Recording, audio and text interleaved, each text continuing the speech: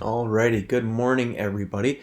Derek Lalone here from the Model Schools program with a couple quick announcements before we get into our session today. First and foremost, for attendance purposes, if you wouldn't mind leaving your name in the comment section so we can take attendance and you guys can get PD credit for today, that would be great. And really quickly, I want to go through our upcoming sessions for the rest of the week here, just so you can kind of get a preview of what's going on. So this afternoon, we're going to be doing FRECKLE learning. So that's one of those softwares that some districts have purchased. So if your district has purchased it and you have access to the software, feel free to join us at 2 o'clock this afternoon. Tomorrow we are doing a top 10 Google tips to save your sanity, and that's going to be Allison Blackwell presenting that. So please tune into that one. That'll have a lot of good information in it. And then tomorrow afternoon at 2, we'll be doing another kind of Q&A session and addressing some of the questions that we're seeing throughout the region as far as different questions that teachers have. And any questions that you have in the audience as well. So with that, I am now going to turn it over to Heather Schaefer to talk about video tools within the classroom.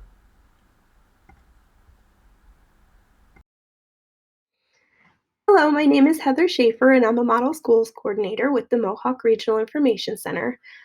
Today we're going to talk about tools for creating instructional videos. While school is closed and your students are at home and you're teaching them online, they long to hear your voice and see your face. And so oftentimes we may, run to pre-made videos because they're quick and easy and save us tons of time. But in a situation like this, your students will really appreciate if you take the time to make your own videos and just personalize the experience for them a little bit. So let's get started. So first of all, I need to give a little disclaimer. I have a ton of video creation tools and sharing tools that I would love to share with you today, but unfortunately are not EdLaw 2D compliant, so I can't. So everything that I share with you today will be either EdLaw 2D compliant or not impacted by EdLaw 2D at all because it's not sharing students' personally identifiable information. So there are probably a million uses for educational videos, right? But here are just a couple of ways that are kind of like the more popular ways, just to kind of give you some ideas and help you brainstorm ways you might include video into your instruction. So, as far as direct instruction goes, a lot of us have experience with like flipping our classrooms and providing online lessons and things like that. And they can take on a variety of different formats. Some might just be a lecture where you're recording your face, just talking about whatever the topic is, right? Other ones might have a presentation like what I'm doing right now. You have some kind of slides set up and you're recording a narration of those slides. Another way you might do a direct instruction is through a whiteboard. So you might have something on the screen where you're actually drawing or writing or making a diagram of some sort and recording your voice as well. And I'll actually show you an example of that later. Other great ways is to use this tool for tutorials. So I do this all the time as a tech coach. Like everyone needs to know, oh, how do I use this tech tool? So I'll go on my computer and I'll record me using it live so that you can see step by step how to do something. There are lots of other ways to include video in your online instruction, though. You don't have to just do direct instructions. Not very heavy, you don't have to be tech savvy, just a real easy way. And along the same lines with the morning message, a lot of younger students are used to having that circle time on the rug and having you go through their daily, routines and things like that. So you can still do that virtually through a video. Another great way, and this really helps with our special ed students, is giving instructions for an assignment through a video. Sometimes when we write out the instructions, it can be very cumbersome for students to read them and follow, exactly what you want them to do. And sometimes it's just easier for them to see and hear you explain it to them. Another great one, especially for those littles, but for any age really, because I enjoy it too, is to do a read aloud. So my son is in third grade, and his teacher actually does this every day. She just had records just like this with with her face, and then she holds the book up and she does the read aloud. Another idea, if you want to get super creative, is to do some role playing. A foreign um, country, and you want to dress, in their cultural dress and pretend you're going on, a tour of the country or something of that nature. You can get so creative however you want with that. Another way you can do it is by digital storytelling, and I do actually have an example of that I'll show you today. Where you might have something on the screen. Maybe it's not your face, you're not doing role playing. Maybe there's like characters on the screen and you're manipulating them to tell a story. And then one of my favorites is personalized feedback. So, when, let's say, for example, your students typed an essay in a Google Doc and you are using the commenting feature that's built right in to give them feedback. Sometimes it's very time intensive and cumbersome to just sit there and type all of your feedback. And, both for you and the student. So maybe you want to record a short little video of yourself saying, hey, here's what you did well, here's what you could improve, and here's how you can improve it. And then all you have to do is put a link in the comments section to your video, and that's it. Really easy. So, with that being said, maybe you have some other ideas of ways you could include video in your online instruction, and I'd love to hear them. So if you have other ideas that I haven't mentioned here, feel free to share them in the chat. So we want to talk about best practices. That's very important as we get started here.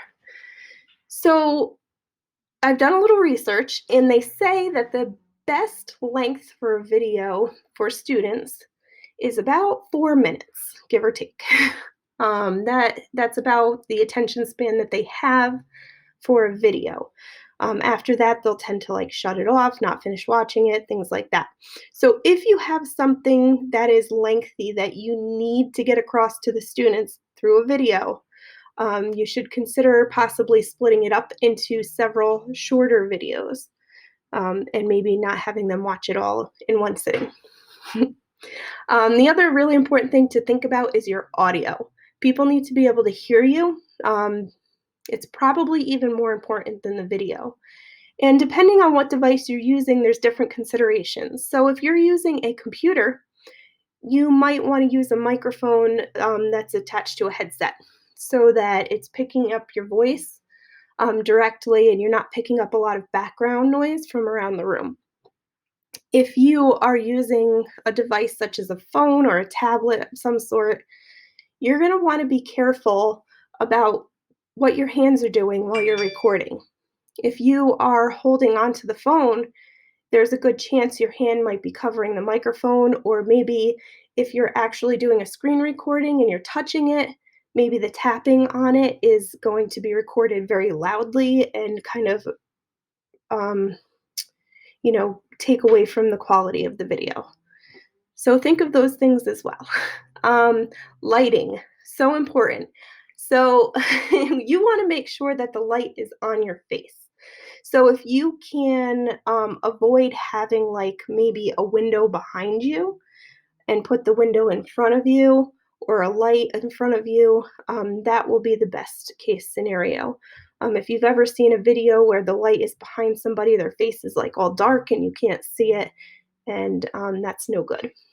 The other thing you want to consider, especially since we're at home, is your frame. So in this video, you can see me, I'm at my house, and in the background, you can see some walls with some decorations and things like that.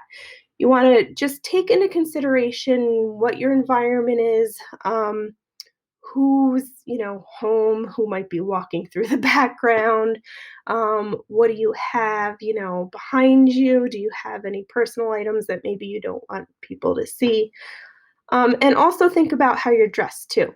I know we like to work in our jammies when we're working from home, but perhaps just put on a nice shirt. You don't even have to worry about the pants.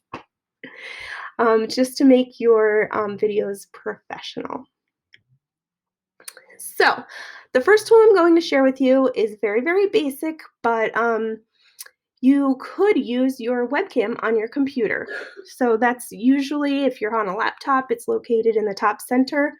And when you use your webcam, it's nice because the computer like props up the camera for you so you can record hands-free, which is a plus. And also, it records and it saves directly to the device itself. And then later you can upload it to the internet and like share it on whatever platform you want. But it's very easy to use. Usually for these types of videos, it's just recording your face. It's not a screencast. Next is a tablet or phone camera. So same idea, except your phone or your tablet is more mobile. So you might be able to carry it around with you. You might be able to go outside and record a video out there, or it's versatile. You can use it almost anywhere.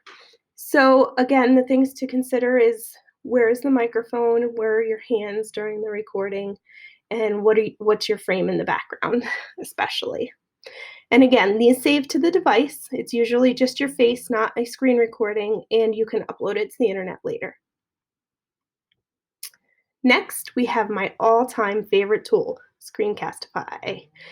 And I'm going to show you a tutorial of how to use Screencastify in just a moment. But first, I'd like to talk about it.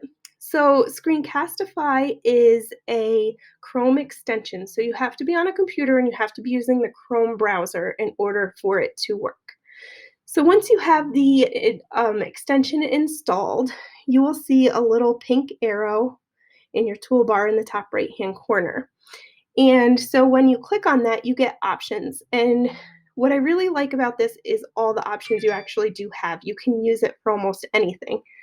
So you can record your desktop and anything that appears on your desktop. So any websites, any documents, you name it, you can record it.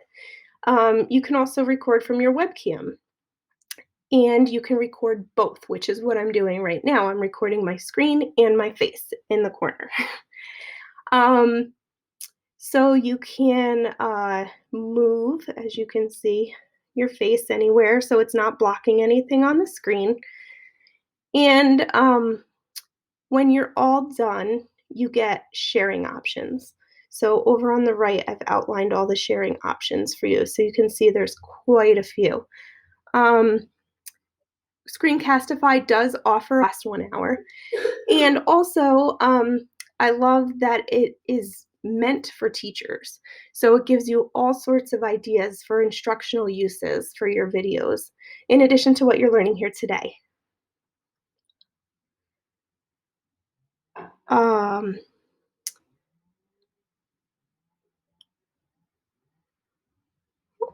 Hold on one second. One tip and trick for using Screencastify, because you can put anything in the background, is that you have the ability to put a whiteboard in the background. So I'm going to show you a little quick tutorial on how to use Screencastify and how to use a whiteboard in the background. Be right back. So now I'm going to attempt to give you a short little demonstration of Screencastify, even though I'm using Screencastify to make this video. So we're going to use it in a different browser and also demonstrate the Awe app at the same time. Here goes nothing. So as you can see, I have the Awe app whiteboard set up in the background, and I don't even need to create an account or anything if I'm just using it on the fly. So I'll go up to my Screencastify icon in the browser toolbar, and I will choose that I want to record my desktop so I can get that Awe app in the background. I want to use my internal microphone, and I want to use my webcam as well so my face can be in the video. Alternatively, if we were using this for a different purpose, we could use the webcam only, or we could record just simply one tab instead of the entire screen. And you can move, as you can see, you can move your face to wherever you need it on the screen so that it's not in the way, and you can move it at any time. So you choose your screen and hit share. And it gives you a little countdown and also annotation tools down here at the bottom. And so if I were doing, put it on the marker tool, and just, you get the drift. You can pretty much do anything you want in here. You can draw pictures, you can do whatever you need to do and talk at the same time. When you're all done, you hit stop sharing down here on the screen, but I don't know which one I'm going to stop sharing, so I'm going to go up here and you can pause it. You can stop it, you could trash it, or you could redo it. I'm going to hit stop. And what it'll do is it'll open a new tab, and here's where you do all of your editing. You can go into the editor here if you want. I'm not going to edit this video, but you can crop it and things like that in there. And then over here on the right are all of your options for how you want to share. So you can do your Google Drive. You can just copy a link to it real quick. You can put that link anywhere in an email, in Google Classroom, even in a comment inside a Google Doc to give personalized feedback. You could share it directly to Google Classroom or YouTube. You could even embed it on your website, or you could download it. And if you want to get really fancy, you could even create short little animated GIFs. So you do have the ability to do a little bit of brief editing here. You can clip the beginning and the end of your video, but if you need more advanced features, you can open it in the editor. And that will allow you to do a couple more things. One of the options is, of course, to still cut it, but you can also add text to your video if you want to. You can also piece together your video clips. So over here, you can click the plus sign and go to your Google Drive and pull in other video clips too. So if you wanted to create your video in sections and piece them together, that's an option.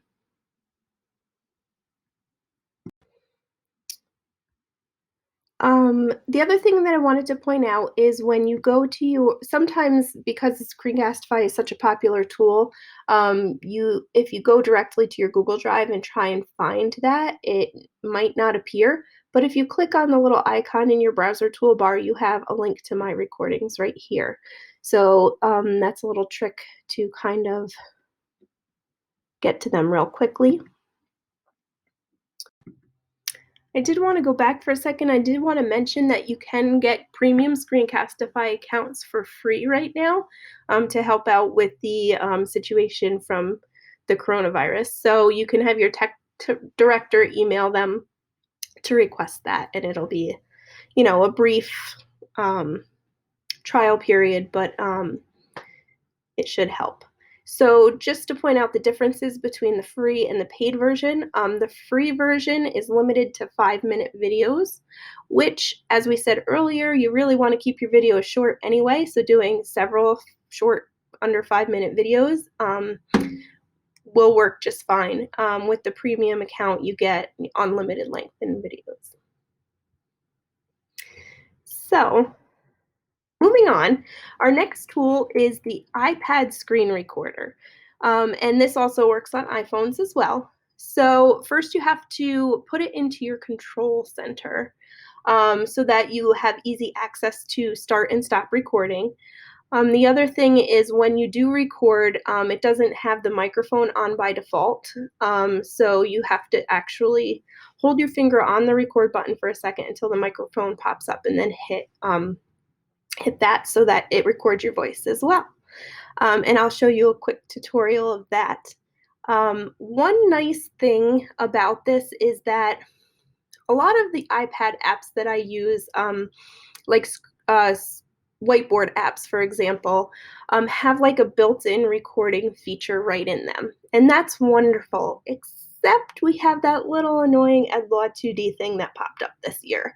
So not all of them are compliant because a lot of them require you to create student accounts, and they store the videos in their own software for the students to access. So this is kind of a little workaround. You can still use those apps, but you can record it with the screen recorder, and then you can just save it to your camera roll and upload it to wherever you normally share your videos with your students. So keep that in mind. In order to turn on your screen recorder, first you're going to want to make it accessible in the Control Center. So you'll go to your Settings app and go to Control Center. Under there you'll see Customize Controls. And right now you can see screen recording is included in my Control Center so that when I swipe down, you can see it right there. But by default, it is not there. By default, it is down here. So you'll have to hit the little plus sign to add it to your Control Center. Then when you're inside an app and you're ready to record, you're simply going to open your Control Center, hit the record button, which you can see I'm already using to record this video, and make sure you press it so you can turn on the microphone option. There was a friendly little field mouse out minding his own business one nice sunny day. And along came a snake.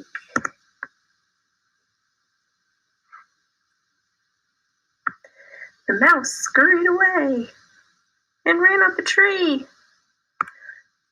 to escape the snake.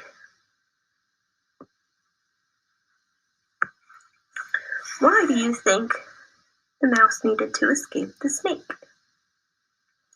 Write your comments below. The next tool that you can use to create videos is Google Meet. Now, Google Meet is normally used for live video chat meetings. So you can have all of your students in there and you can be teaching in a live video environment. However, it does also have a recording feature as well. So if you choose to use the recording feature, just make sure you get permission from your school district. Some districts want the videos recorded for accountability and for reteaching students that weren't able to participate live. Other districts don't want the meetings recorded because of student privacy concerns. So just check with your district first. But if you are recording your Google Meet meetings, you would go to the little 3 dots in the bottom right-hand corner, and one of the options is Record Meeting. It does ask you to get consent from the people that are participating in your meeting before recording, and it also gives them a notification. So they do know that they're being recorded. So like I said, it's a great way to allow your students who weren't able to participate to watch it later. It's also a great way for students who did participate to watch it later and review the content, pause it, go back, listen to it again for extra support on things that they might not have caught the first time. There is a little hack that you can use when you're doing Google Meet sessions. A lot of us rely on our document cameras in the classroom quite a bit. So you can kind of use a combination of a laptop and a phone to create your own handmade document camera. So what you would do is you would sign into your Google Meet twice, both on your laptop and on your phone, and you would mute the computer, right? And you would keep the audio on your phone. And you can prop it up using a heavy object like a soup can. Just be careful not to, bump into it as you're writing. And you could have the camera pointed down at your paper. And then just instruct your students when they're in Google Meet to look at the video feed from your phone and not from your computer. You can even shut the video feed on your computer completely off if you want. So that's a cute little trick. When you have all of these videos, some of them automatically integrate with Google Classroom.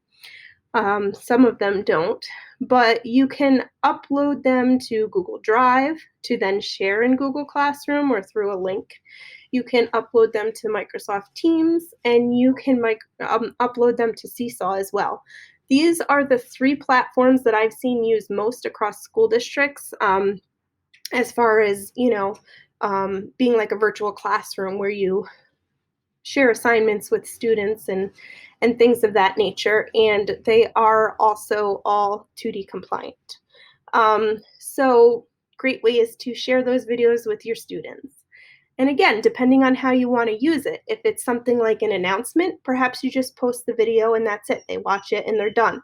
But if it's something like the little digital storytelling activity that I did earlier on the iPad, perhaps you're using it as like a writing prompt or you're asking a question of them to respond to. So then you would post the video and you would ask them to respond to it online through whatever platform you choose.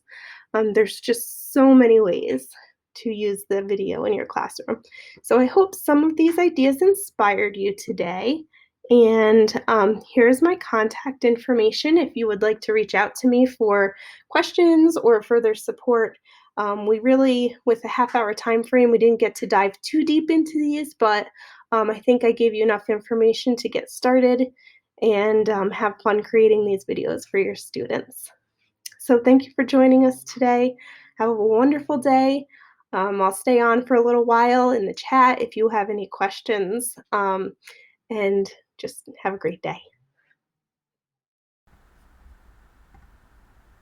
All right, thank you very much, Heather. As always, we're going to stay on for a few minutes in case you guys have any questions. And if you haven't yet, be sure to leave your name in the chat.